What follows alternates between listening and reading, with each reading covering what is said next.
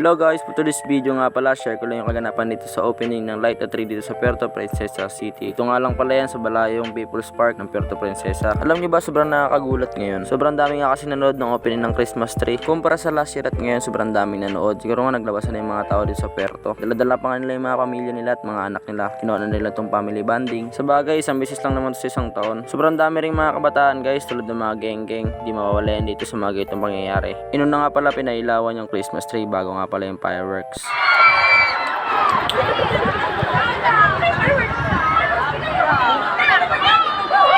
Sa mga park na nga pala yan, di na kami nakalapit sa Christmas tree kasi nga sobrang dami ng tao. Sobrang dami nga, para ng sardinas, talagang siksikan na. Kaya dito na rin kami nagantay para sa fireworks. Dumaan nga pala yung aeroplano, akala namin drone. Sobrang laki naman yan, insan.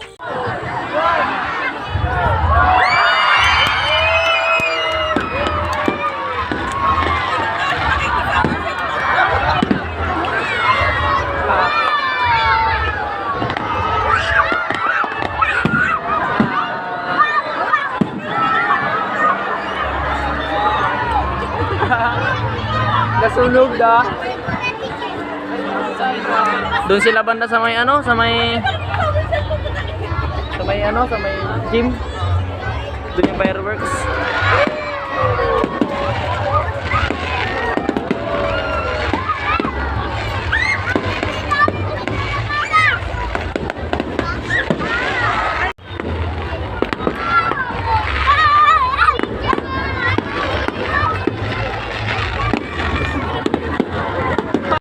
Happy New Year! Happy New Year! Happy New Year everyone! Happy New Year everyone! Happy New Year everyone! Happy New Year everyone! Happy New Year! Pagkaganyan no? Happy New Year everyone!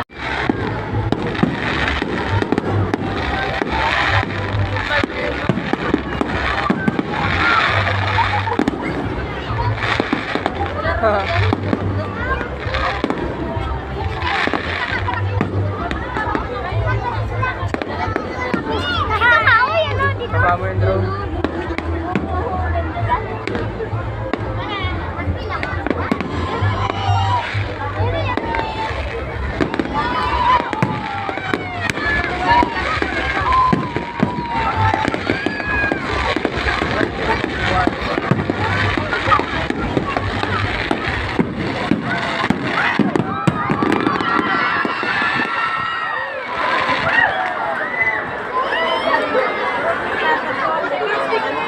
Sa mga hindi nakapagpunta ng opening, manoodin nyo lang yung vlog ko, talagang yun na rin yan. Pagkatapos nga pala ng main event, yun nga pala yung fireworks display. Wala na rin nga palang ibang ginawa, kundi nga pala nag-uwian na rin yung iba. Dito nga pala sa mga park na to, talagang sobrang traffic na mga tao. Kasi nga halos nang sasalubungan. Yung ibang galing nga pala ng Christmas tree, talagang pauwi na. At yung mga malalayo na hindi nakalapit sa Christmas tree, talagang gustong pumunta doon. Kami nga pala yun. Kaya naman nagsalubungan na yung mga tao, medyo traffic na talaga. Kaya halos hirap din kami makalapit doon sa malaking Christmas tree. Sabi nga pala nila, ito nga pala yung pinakamalaking Christmas tree dito dahil inabot nga pala to na 135 feet. Sa nga pala ito sa cost ng traffic, ito nga pala yung nagsalubong na sakyan. Sinalubong niya nga pala yung mga palabas sa tao. Kaya nga nagrabing traffic na. Tapos sa mga pagkakataon na to, mahirap kapag may dala kang mga bata. Kasi sa sobrang daming tao, kapag napahiwala yung bata, hirap na makita guys. Tapos delikado pa, baka sa sobrang liit nila, maipit-ipit sila, mapakapakan. Kaya ako sa inyo, pag dinala nyo yung mga batang ito, gaytong dalayin nyo, buhatin nyo, lagyan nyo sa may ulo para mas maging safe. Sayang ang lima ko, pambili ng lobo. Sa mga park na to, medyo malapit namin sa Christmas tree. Talagang nakakabilib sa mga gumawa nito. Salute sa inyong lahat. Kasi nga ginawa nyo yung lahat para mapaganda yung Christmas tree at parang ihandog sa mga taong ito. Kasi nga sabi nila, mataas nga daw to, 135 feet. Sobrang nakakalula na yan pag doon ka sa taas, diba? Pero ang astig ng pagka-design, idol. Iba-iba nga pala yung mga makikita mo sa paligid. Meron mga family bonding na nagpipicture. Meron ding magkakaibigan. Tigit sa lahat, meron magjojowa. Syempre, di ko rin alam pala na required palang pumunta dito yung magjowa. Kaya logi na naman yung mga single dito guys. Kaya ako sa inyo, pumunta kayo dito. Mas maganda pag may jowa kayo guys. Kaya sa mga hindi pa nakakapasyal dito, punta na kayo dito lang yan sa Balayong People's Park ng Puerto Princesa City, Palawan, sa tabi lang ng Sports Complex. Ang ganda nga pala ng combination ng kulay. Tapos pag dito ka sa ilalim, sasakit nga pala yung leg mo katitingala sa brontas ng Christmas tree. Syempre, hindi mawala dito yung bahay nila Papa Jesus. Yan nga pala sila.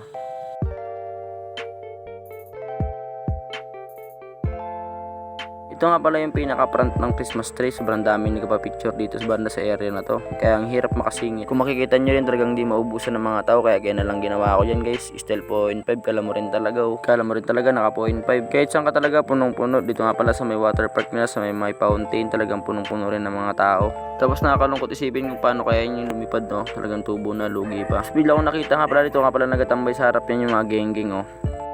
Sa mga hindi pa nakakala na pasyal dito, pwede nga pala kayong umakyat dyan guys.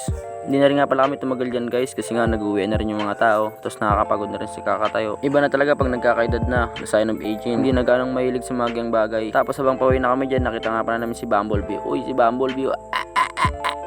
By the way, maraming salamat nga pala sa panonood ng video ko. Sana supportan nyo pa ako sa panibagong video. Maraming salamat sa inyo. Bye bye!